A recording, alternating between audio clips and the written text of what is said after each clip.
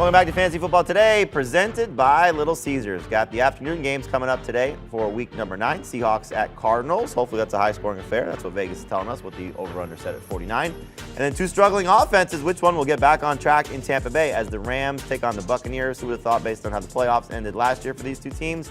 One winning the Super Bowl, one falling a little bit short, but looking like strong contenders this year. However, not necessarily the case as we sit here in week 9 in 2022. Let's start with that game between the Rams and the Bucs. The Bucs are 3-point favorites at home. The over-under 42.5. So, Todd, when you look at these two struggling offenses, is there one that maybe sways this pick for you based on how Matthew Stafford and Tom Brady are playing coming into week 9? It gets awfully scary. Two teams that we obviously thought had aspirations to win their respective conference and divisions. When you look at where their odds were before the year, neither has lived up to those preseason expectations right now, and we'll see who can get their ship righted a little bit faster. Guys, I don't love the comments coming out of Tampa talking about Tom Brady and how he's thrown the ball too much. They want to get back to running the football. Apparently, no one has told Byron Leftwich and Todd Bowles that they haven't been able to run the ball effectively, and you should trust Tom Brady even in his current form. But that's not going to scare me off of laying the points here with the home team. I realize Sean McVay has had a lot of success against Todd Bowles-led defenses over the last couple of years, but I have some real concerns about Cooper Kupp and how close he is to 100% because he's such a precision route runner. And if he's not able to cut at 100%, it changes what this Rams offense can do. Nobody else has stepped up around Matthew Stafford.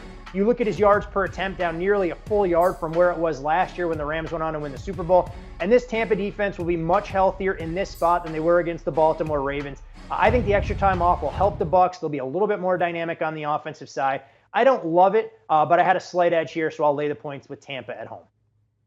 I played the game under. I went under 42.5. That number's pretty much out there everywhere right now, but offensively, what a difference a year makes when you look at these two teams last year, NFC Championship 30-27.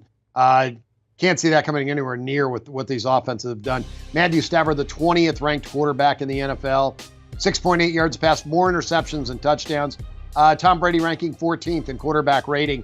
The defenses have still been solid. My scoring, adjusted scoring, the Rams 12th in the NFL, Tampa number 13.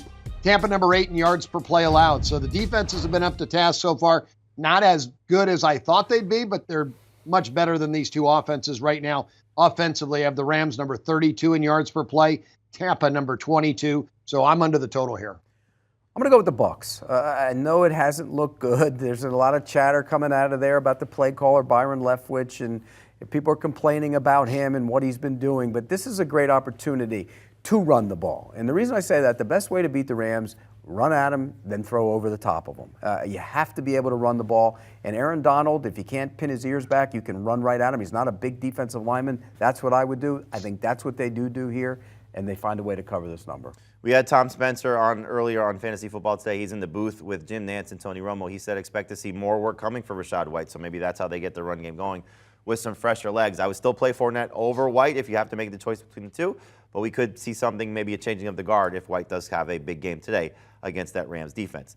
Seahawks and Cardinals is our next game here. The Cardinals are 2-point favorites at home, despite the fact that earlier this season, the Seahawks beat them 19-9, over under 49. Todd, what's the play here for you? You know, Jamie, I went back and forth in this game in terms of making a case for the home favorite here, laying that modest number at 2 or going under the total at 49. But ultimately, I settled on Arizona. And I think when you look at this Cardinals team offensively, they're starting to show a little bit more of a pulse and an identity now that they've got DeAndre Hopkins back. We saw the highlight reel catch against the Minnesota Vikings last week. We know he's Kyler Murray's number one target. And when you look at this team defensively, they were able to generate some pressure, albeit in a losing effort against the Minnesota Vikings. You talked about the game earlier this year that they played, and Arizona did a good job holding Seattle in check. They kept the Seahawks under 300 yards of offense, held them to just 4.5 yards per play. This is a Seattle team whose stock, I think, is at the top of the market. Pete Carroll and Geno Smith deserve all the praise in the world for what they've been able to accomplish so far. But ultimately, the betting market starts to show its efficiency here. And I think this is a buy low opportunity for Arizona to get in the division revenge. I'll lay the 2 with the Cardinals at home. I'm going to go over the total. I went over the 49. Arizona, you mentioned DeAndre Hopkins back at offense, on the offense for Arizona. That's a big boost for Kyler Murray. And we've seen this offense start to click the last 2 weeks. But it's the defense that's bad. And I said at the beginning there before the year started, Arizona's defense, one of the worst in the NFL. They've given up a ton of points the last 2 weeks. Geno Smith right now, number 4 in the NFL in quarterback rating, 73% completion, 7.7 yards a pass. 13 touchdowns, just 3 interceptions. He's been very, very good. Seattle's offense, I have number 5 in scoring, number 3 in yards per play. Their defense is as weak as Arizona's, though, 31st in the scoring department. So I expect a lot of points here. Seattle, 4-2 to the over their last 6 games. I like the over as well, Kenny. I think there's going to be a tendency for this game to get loose, and I think you're going to see both quarterbacks put up some good numbers. I also think that the Seahawks are for real in terms of, I don't know if they can compete for a Super Bowl, but they can compete in that division. It's not a great division. The inconsistency is there for all teams, and Pete Carroll, he's in the conversation for Coach of the Year if this team can somehow find their way into the postseason. So I'll take Seattle in this one. Big story, obviously, for the Cardinals is what their running back situation is going to look like. James Conner, if he's active as we expect, then I think you could trust him as a number 2 running back. If he's out for whatever reason, then Benjamin has an opportunity to still be a flex option. But we like to see James Conner back in there doing some James Conner things, somebody you could trust hopefully for the rest of the season. Titans and Chiefs, and I want to ask you this one, Todd. I'll start with you. If Malik Willis is the starter, we're not going to know this until probably right before the game time. Will this line change and maybe get a little bit worse? Because I don't know if they're factoring in Ryan Tannehill or Malik Willis starting. It's 12.5 in favor of the Chiefs, the over-under 45.5. It's been interesting when you watch the way this line has moved throughout the course of the week, Jamie. We saw the Kansas City Chiefs open it as 11-point favorites, and immediately they took money that drove it out to no man's land in that 12.5 range, and that was professional bettors trying to get out ahead of it, figuring that, okay, if Ryan Tannehill gets upgraded, we can easily dump this position. If he doesn't, we're sitting on an advantageous number. What's been fascinating to watch this morning amid speculation that it could be Ryan Tannehill if he's able to go, the number's starting to leak out anyways, from 12.5 to 13.5. If we officially get word that it'll be Malik Willis, this price will get to 14. So by all of that factoring into the equation, the only way for me to look at this game would be laying the points with Kansas City. Look, I know all the talk coming into this contest has been about how good Andy Reid has been off the bye, 7-2 straight up, how prolific the offense has been. But they've only been mediocre against the number, 5-4 against the spread the last 9. But I think it's the matchup here that puts me over the top, that Kansas City has a couple of different ways they can beat you. If they're able to stop the Titans, change the game script a little bit, even if it is Ryan Tannehill, there's not enough in that Titans passing game, in my opinion, to try and throw their way back into it. I think Kansas City understands what's at stake here. They can make a statement against a team that's 5-2 in the AFC, but very much a pretender. And I just haven't seen enough from this Titans offense. It's extremely one-dimensional to lead me to believe that even if they're down, they can get in the back door. I'll lay the points here with Kansas City and think they win this game by 2 touchdowns plus. Yeah, I can see that, Todd. And the numbers, what I'm looking at right now, I've got a 4.5-point difference between Tannehill and Willis. And the way the number's moving from 11 up to 13.5, and it's moving this morning, leads me to believe that we're going to see Malik Willis at quarterback today. There'll be no Ryan Tannehill. I'm over the total. The Kansas City Chiefs offense has really been on fire the last 4 weeks, averaging close to 36 points per game. This total just at 45.5. The Tennessee team is going to run the football. Derrick Henry's healthy. He's the best running back in the NFL right now. He's going to get his yardage, and they're going to be able to put points on the board. And with Willis at quarterback, it doesn't really sway me not to go over this total because possibility he's going to have a couple of turnovers in this game. He'll probably make a couple of big plays with his arm and his legs. And as I said, he may turn the ball over in the opposite direction for a short field for Patrick Mahomes here. So give me over the total. I'm taking the Titans. I just think this number's too bloated. 27-3 last year. They held Mahomes to 206 yards passing.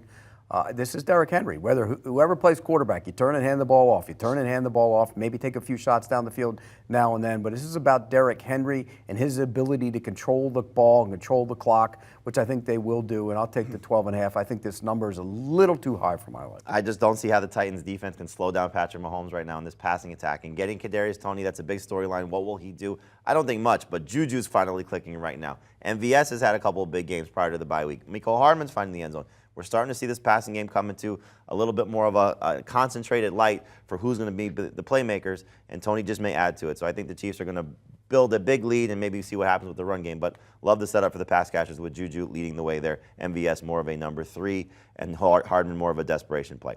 All right, we got the Ravens and the Saints on Monday night. The Ravens are 2-point favorites here on the road, over under 47. The Ravens pretty beat up right now. We don't expect Mark Andrews. We don't expect to see Gus Edwards. We know Rashad Bateman's out. How does that matter for you, Todd? It has me going under the total here. I know it's not the best of the number, but 47 still extremely key in NFL total, so it's not going to discourage me at this point. I think the number continues to trend down. Missed the best of it, grabbing the Saints as a 3-point home underdog. The injuries I was watching, not just on the Baltimore side where you figured they were going to err on the side of caution, knowing how long a layoff this team has if they rested Mark Andrews for another game and Gus Edwards, but more along the Saints' offensive line. They could have been down as many as 3 or 4 cogs there, but all of those players have been upgraded to at least questionable. I think they'll get a few out there. You look at New Orleans defensively, that was the best we've seen them perform last week against the Raiders, not just because of the goose egg they put up on the scoreboard, but because they were finally able to generate pressure. And I think when you're looking at the way this team is built, they have the players to keep Lamar Jackson in the pocket, minimize some of the big play potential there. And this is one of the tougher environments to play in when you're talking about prime time and adjusting for home field advantage. I like the game under the total. This, for me, has all the makings of a 23-20 type football game. Yeah, I can see that, Todd. I like the game under as well. I'm going with the Saints. I took the points with them. I didn't get the 3 myself either. I took 2.5, and I did tease them with a couple of other teams, teasing up to 8.5 in this game. Right now I have the Saints, even with all the injuries for Baltimore. I've got the Saints offense ranked better in yards per play, points per game, and their defense far better than what Baltimore's is right now. My adjusted scoring, I've got Baltimore number 25 defensively, New Orleans number 16. And you start to factor in those injuries. Mark Andrews, the number 1. That's the main target for Jackson. He doesn't have him out there with that safety blanket. It's going to make it a lot easier for this New Orleans Saints defense. Love the way they played last week. I think they can continue on. I like the Saints here. I think they end up being the favorite when they kick off tomorrow. I'm with you, Kenny. I think this is a perfect opportunity for the Saints. The Saints defense last week was fantastic. That's the defense I expected to see. The young corners are starting to play better.